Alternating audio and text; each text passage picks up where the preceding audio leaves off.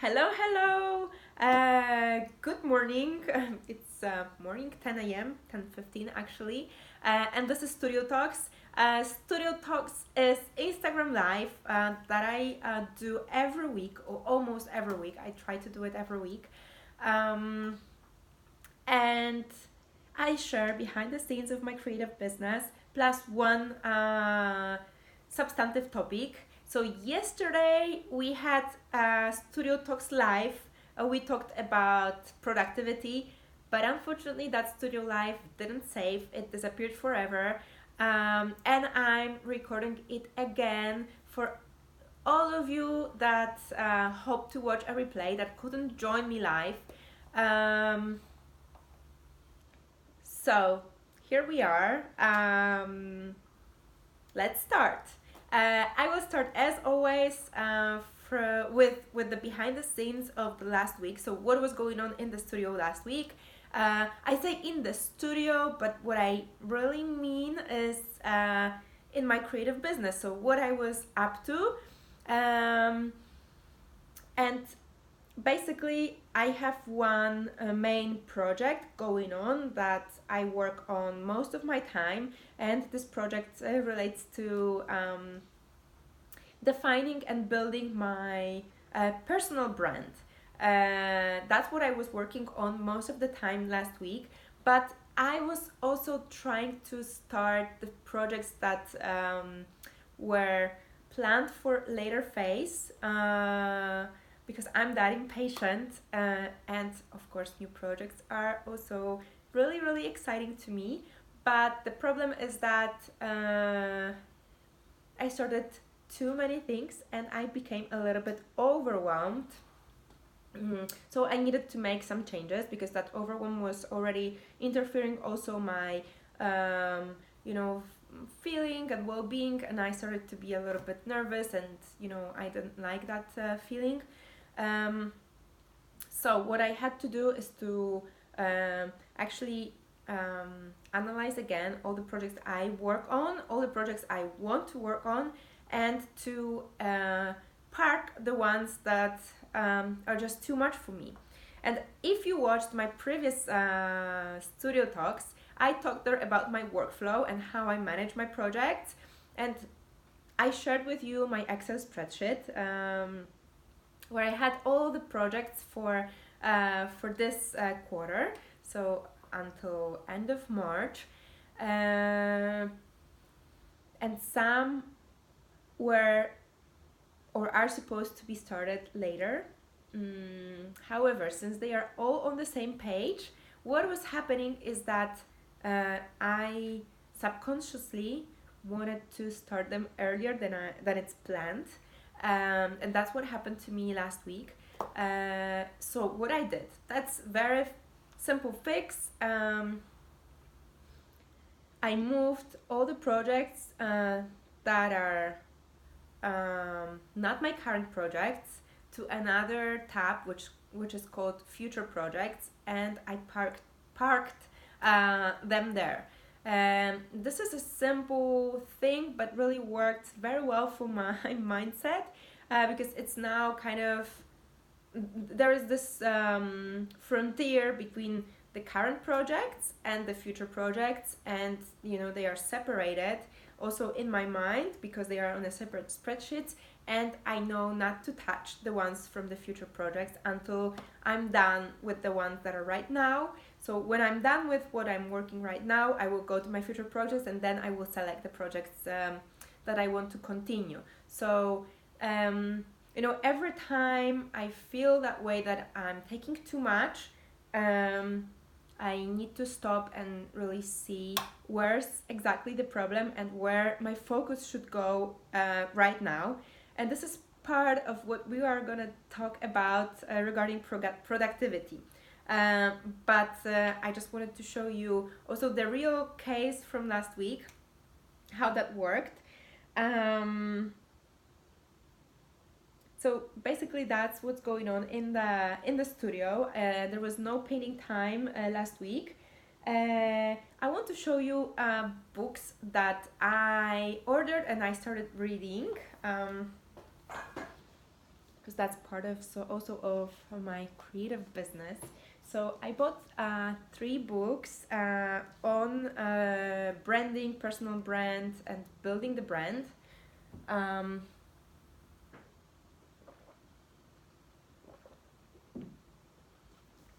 so the first one is Rise of the Youpreneur by Chris Ducker.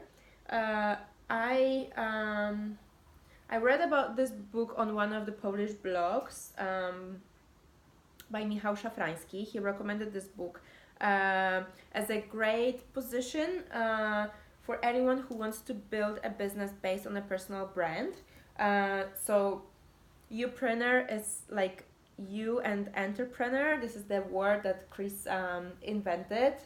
Uh, and it's really a business based on you, which is what I aim to create as well.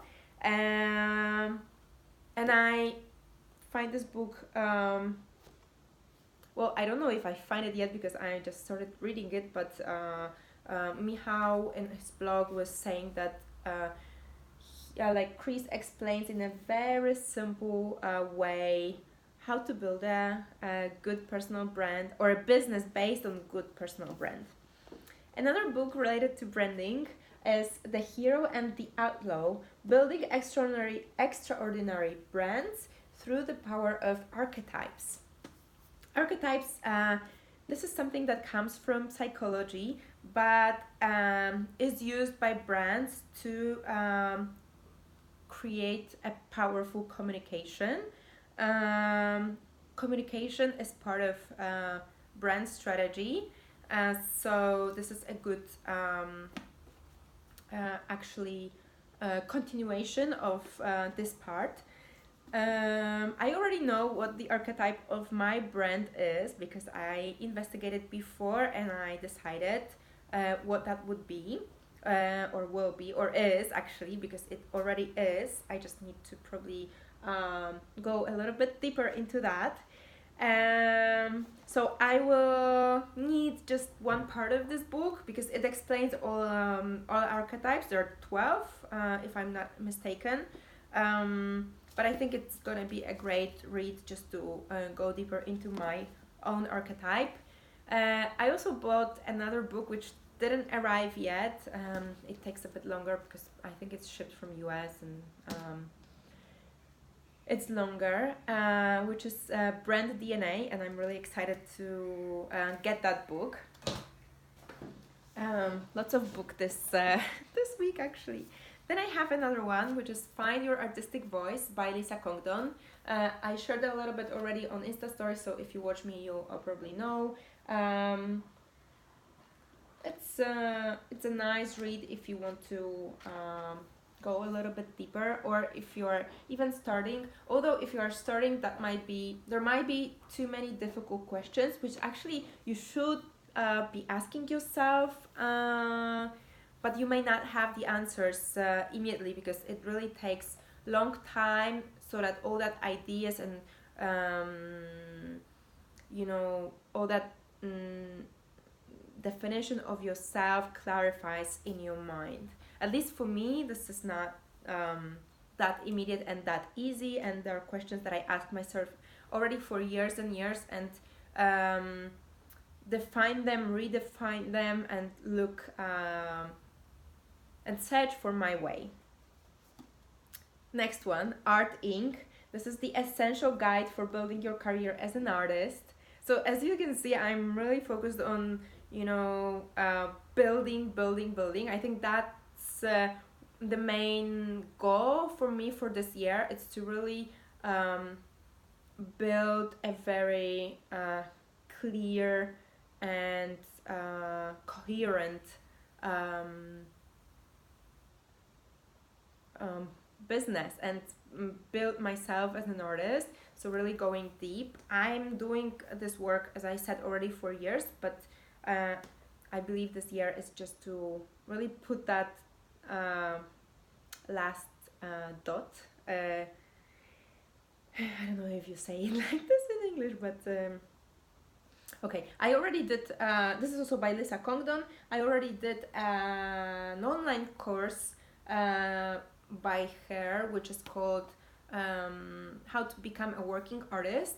And that online training is probably very similar to what's in this book. So I bought it just to have a good reminder of that course. And then the last book, this book has a little bit cheesy title, which is Sell Like Crazy. I started reading it, and I think it's a very interesting position, but it's a little bit too early for me for this book. This book talks about how to sell and monetize in a on a global scale, like on a very big scale. So this is basically the last step of this. So first I need to go through all these steps, which as Chris Ducker explains, you need to first build, market, and then at the end you're able to monetize. And of course I'm not saying monetizing like selling 1 or 2 or 3 or 5 paintings. I'm talking about really building an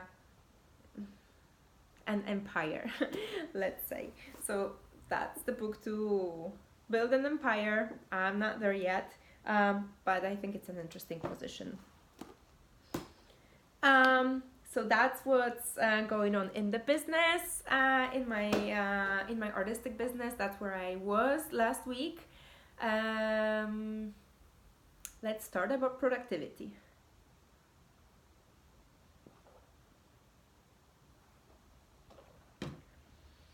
I will open my notes.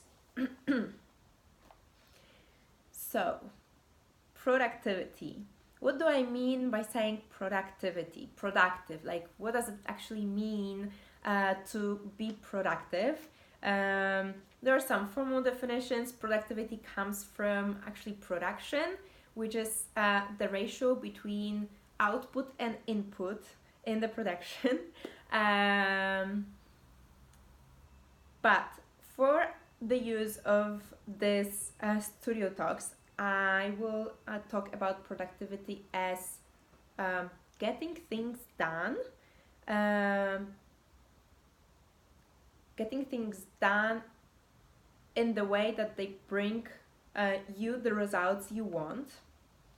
And here the key, before we even start talking about productivity or effectiveness, I will use those terms as synonyms.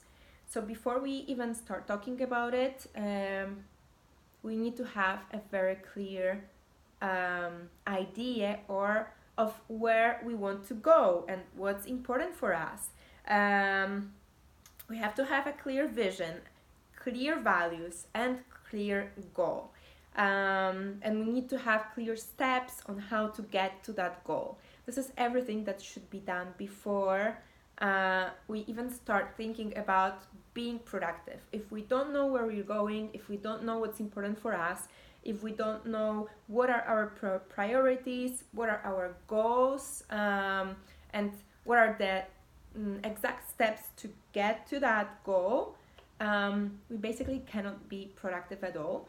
And I spent last 3 studio talks talking about goals analysis, goal setting, and I showed you time management and project management on my my own case study. So for the purpose of this studio talks, I assume that you already have your goals. You know where you're going in your professional life, in your private life, as a person, and you know, in any area of your life which is important to you. If not, I really encourage you to go back to check previous studio talks and then come back to this one. I'm very thirsty today.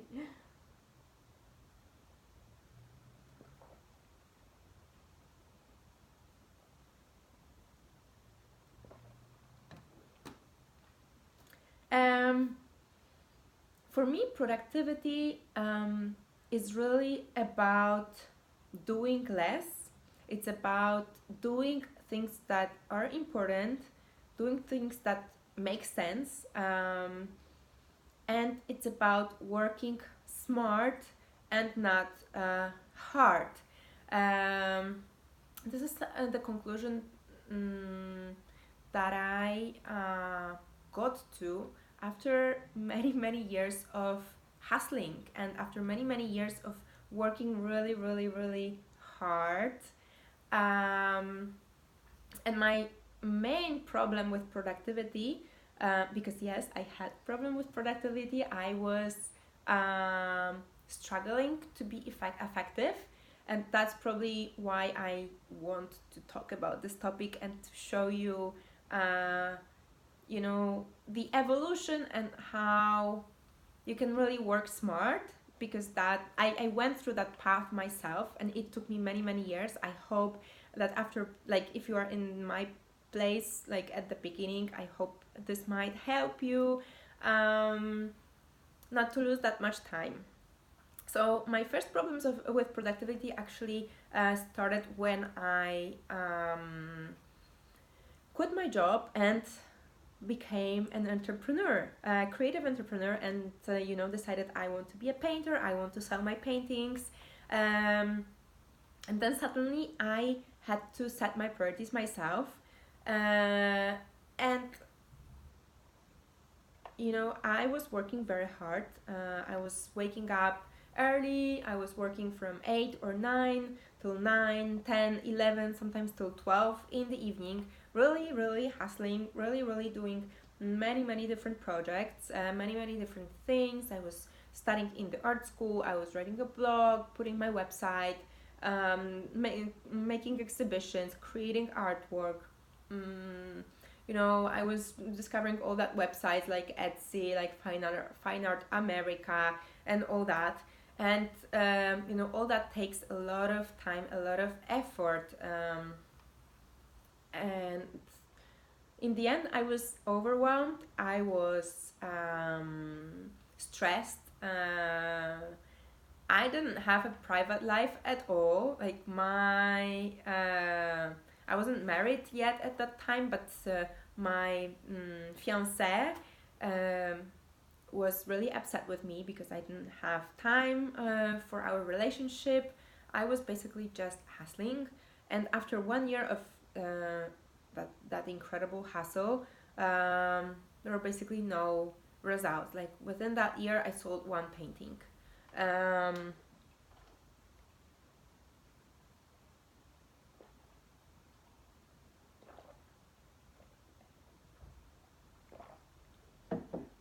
and why productivity is that key when it comes to entrepreneurs, and why it's so difficult also to achieve productivity when it comes to entrepreneurs. Uh, it's because when you're an entrepreneur, you take all the decisions at least at the beginning by yourself, and you choose your goals, you need to find out the way to get there. No one will tell you what to do unless you hire a specialist, but I tried to hire a specialist as well. I hired a coach that coaches artists to become artists, and that didn't work for me. I believe that there are some things that you just need to figure out by yourself, and it really takes time. Mm, but to that point, before, when I was working in the corporation, there was no issue with productivity because I had my boss who was giving me priorities, who was giving me telling me what are the goals and actually how to achieve those goals. I didn't basically need to do anything. And that was easy. I was super productive, super effective. I was working hard as well. I was hustling as hell. I was proactive and productive and effective, and I was overperforming when I was working in the corporation. But the day when I became a solopreneur, I started underperforming. I started to be lost. I started, I didn't know where I was going, and my days were just passing and nothing was happening. And I was hustling the same, even more than when I was working in the corporation. I was like, what's going on? So I started really to digging into that productivity and effectiveness thing. And I have some tips for you. But again, first you need to know your vision, values, and goals, and actionable steps to get to your goals. When you have all that, you still have some work to do, because the first part, very key to be productive from my point of view. I will highlight it many times, because what I'm explaining to you, what I'm showing you, is a real case study of how it works with me, how it works for me, and I'm not giving you any like this magical 7 steps to be more productive, because I don't think this really works. It won't work if you don't spend time on reflection, and to see how you can actually adapt that for yourself. So that's what I will be highlighting a lot. So the first important part is to know yourself. To really sit down for a moment, close your eyes, and ask your question: when I'm most productive? Like, what do I need to be productive? What do I really need? What actually makes me be less effective? What makes me be slower at what I'm doing? Take a piece of paper and write all that down. I will give you my answers to that, but I really want you to look for your answers, because all of us are different. We have different circumstances, different lives, we have different age. Age has so much to do with productivity. I'm productive in a different way now than when I was 20 years ago, and I need different things now that I'm 36 than when I was 20 years old. Well, when I was 20 years old, I could be productive after 15 minutes of sleep, and literally, because I was doing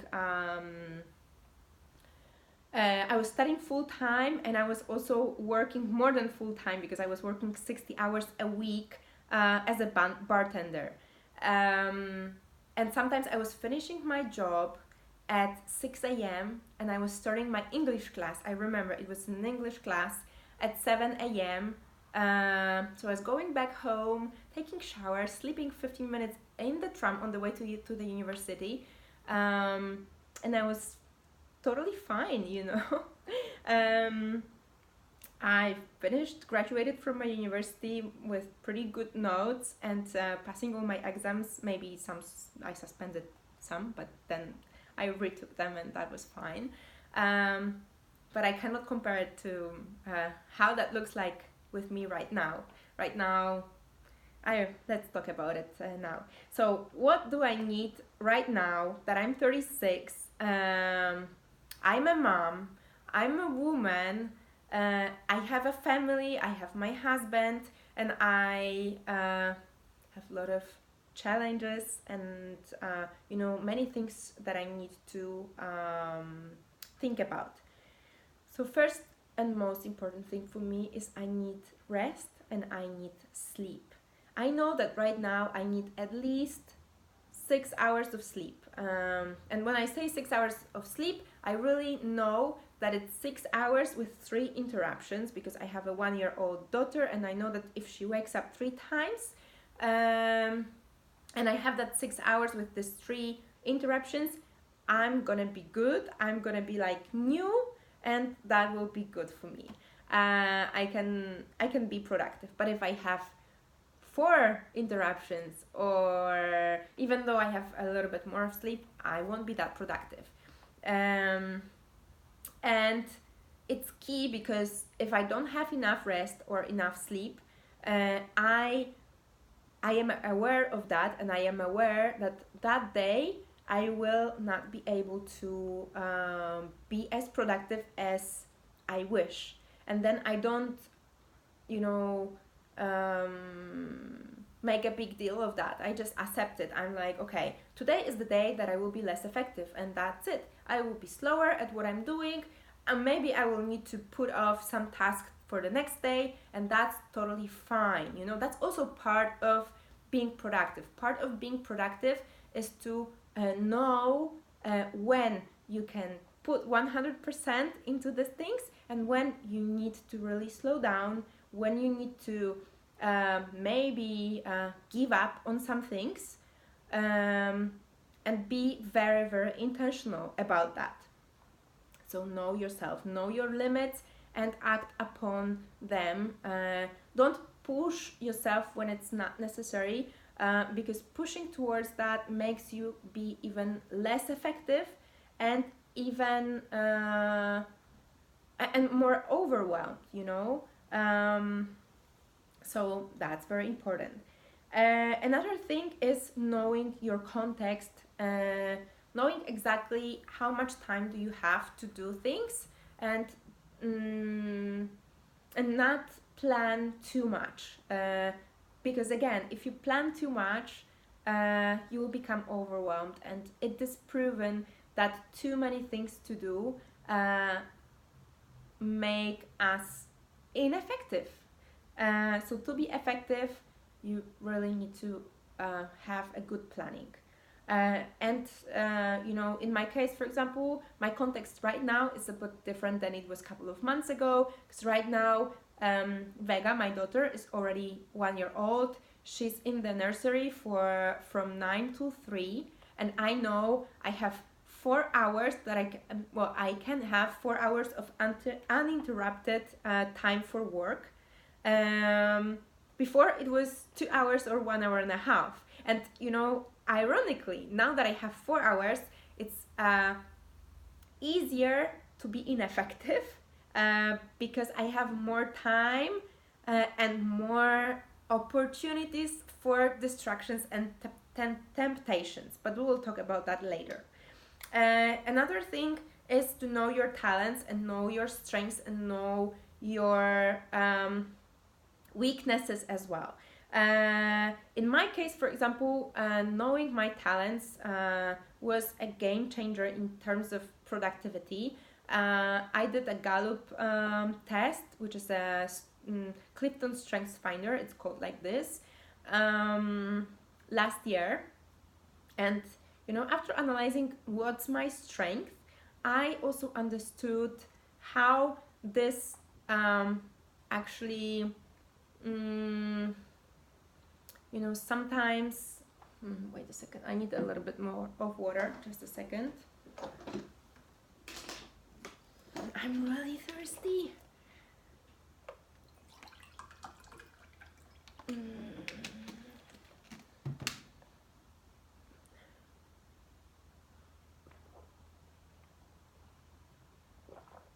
Oh gosh, so thirsty. So, talents and strengths. I will give you examples how my talents actually make me ineffective, you know, and how being aware of that can actually help to be more effective. So, one of my talents is achiever. And before I explain that, talents by Strengths Finder, like definition of a talent is your talent DNA. This is the most natural way your mind or you think, feel, and behave. So this is something really unconscious, something that happens naturally. You don't need to put any effort into that. So I have the achiever, and I effortlessly achieve things. But the problem is that it doesn't mean that I achieve right things or that I achieve the things that are important to me. For my brain, the most important thing is just to achieve. It doesn't matter if it makes sense to me, if it's important to me, if it feels good to me. I just have the objective and I want to achieve it. So, if I don't prioritize, and if I don't, hold back a little bit that achiever part in me, I tend to overwork. No, not overwork. That's a wrong word. I work too hard. I work too much. I work on things that don't make sense. I work on things that don't matter. So that's how this achiever can actually mess up a little bit with my productivity. Another one is ideation. Ideation is actually my top one or top two, because I did the test twice and it just switched a little bit the place. Ideation, it means that my mind constantly creates or generates ideas, and that ideas overwhelm me in a way that all the time I want to start a new thing. So together with my achiever, I want to start and already finish way too many things that are ever possible to be achieved. And even when I try to be focused on one thing, I often get interrupted with the ideas that like now I'm working on this branding thing, and I have so many ideas that come out of that. Many of them are just useless, and they don't make any sense, or they are not important to me. But they keep me busy. They bring attention to them. So how I deal with that, since I know how this strength works, and how it affects my effectiveness, I have a piece of paper where I note down all the ideas that come to my mind, and that kind of liberates my mind, and I know it's written there, so I don't have to think about it. I don't have to remember it anymore. I can just keep working on this, and I will come back to it when I finish. And all these ideas also go later to a list of all my parked ideas, which later, when I have a time scheduled for that, I will analyze those ideas. I will choose the ones that make sense, and the ones that don't make sense, they will just go away, and that's it. So know yourself. Another part that is very important for productivity is focus, and I touched that a little bit, because actually everything really goes to focus, but things that are straight related to focus is prioritizing. So again, this comes from your goals and from your vision and things that are important. And there is a difference between important and urgent, because there may be many urgent things in your life that you need to do. You need to cook, you need to clean your apartment, you need to I don't know, think about things that are urgent for you. Like urgent, it can seem urgent to check your emails every 5 minutes, but is it important? Is it something that will bring you to your goals?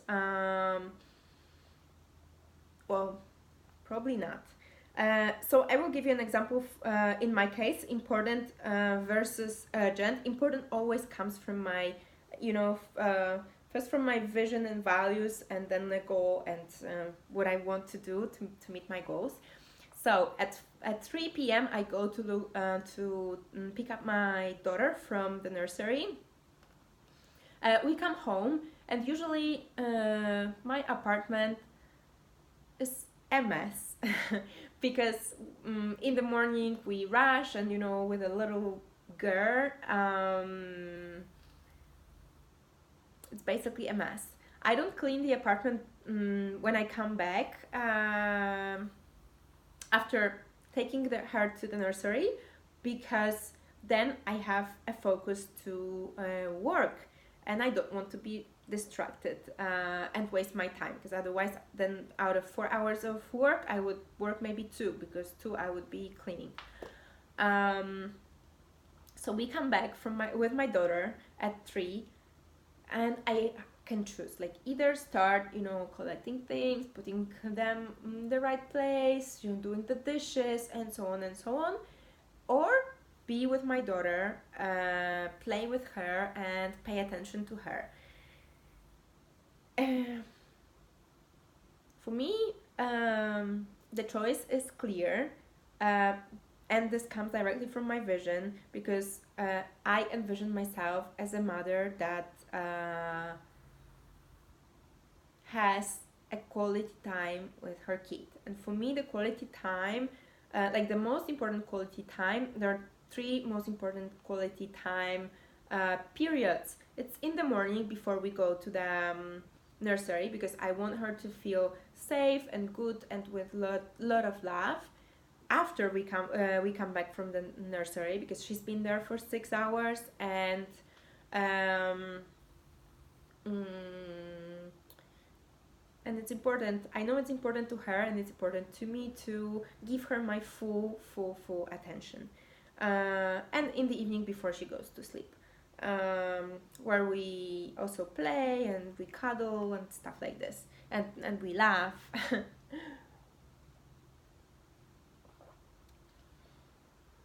So what's urgent, I don't care about it, I care on about what's important to me.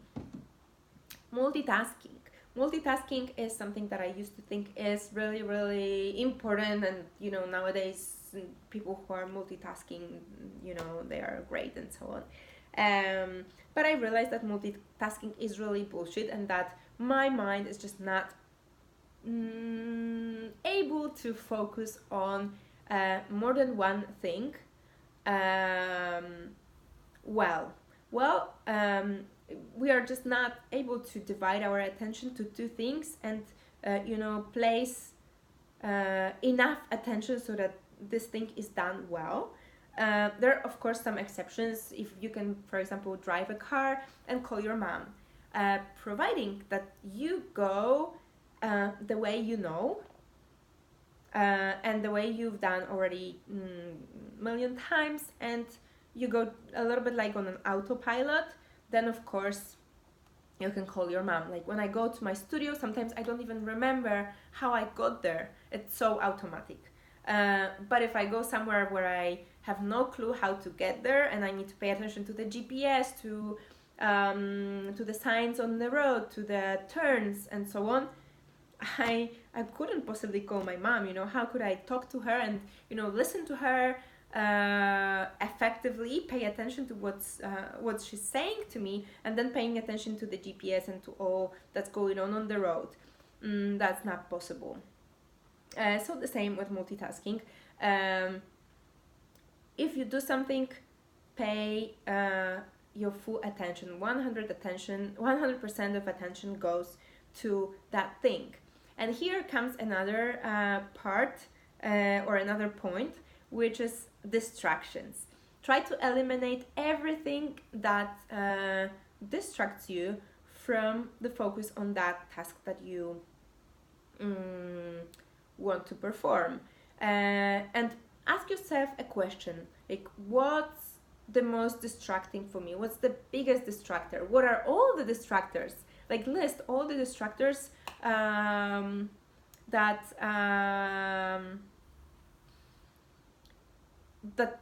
make you unfocused from what you're doing. For me, for example, that's social media for sure. That's my email, and that's my WhatsApp. So what I did, I first of all, on my phone, I have all my social media on the third page, so on the third screen, so I need to scroll 3 times. And then I have turned off all the notifications from all my social media. So I only see what's going on there if I enter. I'm not tempted to enter, because otherwise I got notifications all the time, and I could every minute check what's going on my social media. Then the email again. I used to before check my emails every 5 minutes to see, if there's an order coming, if there's a customer asking about something, if there is anything, other things, someone asking a question or whatever. That's a time thief, I don't know if you say it like this in English. But now I have a system that I check my emails in the morning, in the afternoon, and in the evening, 3 times a day, and that works perfectly. What else? 3 more things, and we're done. There are a lot of things to be productive. Another thing is having a list of tasks in your agenda. So this is my agenda. These are the list of tasks. I talked more in detail about that in the last studio talks about time and project management. But I have here the task, and I have the time that I dedicate to that task. That's very useful because then, you know, I know that I have 15 minutes to do that. When 15 minutes are gone, I usually should finish that. If I haven't finished that, then and I don't need to finish it that day, then I will probably put it on the next day. But basically how our brain works is that if we put the time to do something, we see it, like our eyes see, like for something, for I don't know, for example, I have here that I want to do Instagram stories, and I have 30 minutes to do that. I don't measure it exactly, but just seeing this, I know like my brain already somehow controls that and won't go over that usually. So that's a good practice. When I have a longer block of work, like 2 hours, for example, I almost always work using a Pomodoro technique.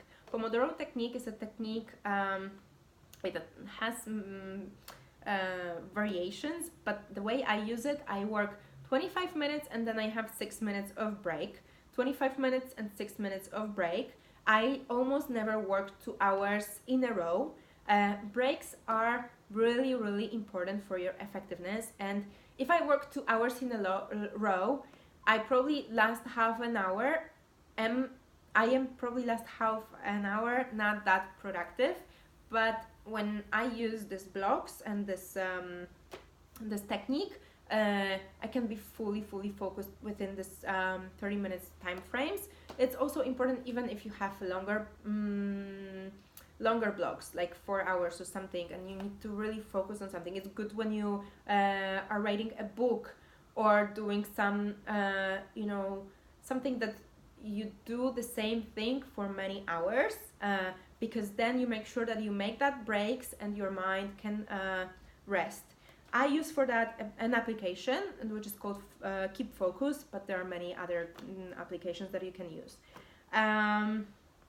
So take breaks. Breaks are really, really, really important for your effectiveness and productivity. And the last thing, sorry, I had something written here in a very little letter and I was not sure if I talked about it already or not. Write everything down. So don't try to memorize things. Don't try to memorize what are you gonna do next day, what are you gonna buy, what do you need to all the things you need to take care of. Just write them down. That really frees the space in your mind. And it's like with the computer, if you have too much information on your computer, it will be just slow. And the same with us, our memory, if you try to memorize things, that will slow you down for sure. So that are my my tips. I want to highlight again, please adapt everything that I just explained, adapt it to you. Like Pomodoro technique may work for you well, may not. It may be 25 minutes, 6 minutes, it may be 30 minutes, 10 minutes, it may be, you just need to test what works for you. I tested Pomodoro and I know that for me 6 minutes is okay. 5 minutes was too little. I was coming back and I still felt like my brain didn't really rest. I know 6 minutes are good because I tested that. So I really encourage you to test all that on yourself and choose what works for you and when to apply what. And it all again comes to knowing yourself. Knowing yourself, and always ask yourself question, oh my god, I'm so slow today. I cannot concentrate on anything. Like, what do I really need right now? You know, maybe you just need the rest. And sometimes 15 minutes of rest can help, and you can be super hyper productive the rest of the day, just, you know, dedicating that 15 minutes to the rest. But if you haven't rested, you would, you know, probably not do much anyway the whole day. So it's sometimes, it sometimes makes sense to invest time in rest, invest time in analyzing your situation, in analyzing what's going on. One super important thing, feeling good. I forgot to mention. Feeling good is when I don't feel good, like I'm unhappy, I'm sad, I have some negative thoughts, something happened. It's almost impossible that I can be effective and productive. Of course, I can get things done, but getting things done doesn't necessarily mean that you're effective and productive. I don't know if you feel and see the difference. Effective and productive is that you really are focused, you go to the point and you're done. Ineffective is like, oh, you work on this 5 minutes, you check your Instagram, you go get coffee, then you call your mom, then you go back 5 minutes, okay, and maybe after the end of the day, after 10 hours or 15 hours, you have that thing done. And that's also okay sometimes. That's totally fine sometimes. We all have that bad day, and the point is to really know when you can be productive and how to even boost that productivity, and when you need to slow down, when you need to maybe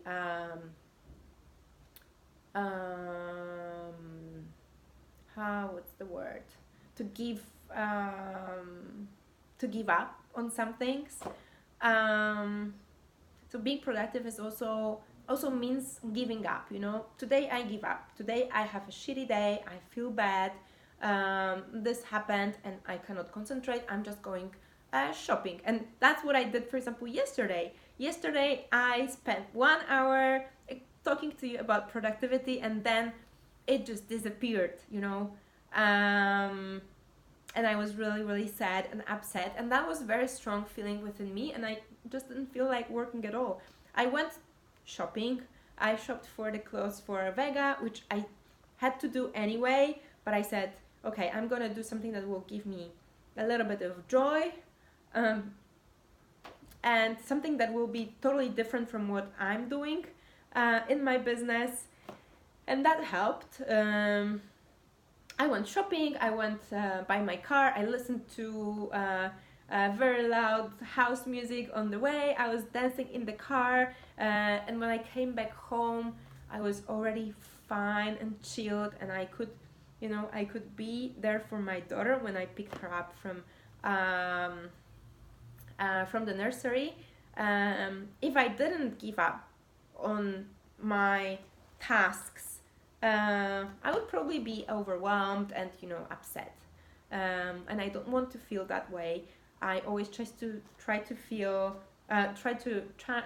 choose what just feels good to me, and that's also fine. That's also part of productivity, because I know that the next day when I will be better, I will get more things done. So, guys, if you have any questions, you can write a comment, because this video will go to my blog. And if you find it useful and interesting, and if that helped you some way, please share it. That would mean the world to me. Because it may even help more people, and that's actually my hope. So guys, that's it for today. Wish you a beautiful day or evening or whenever you're watching that. Maybe good night. Bye bye.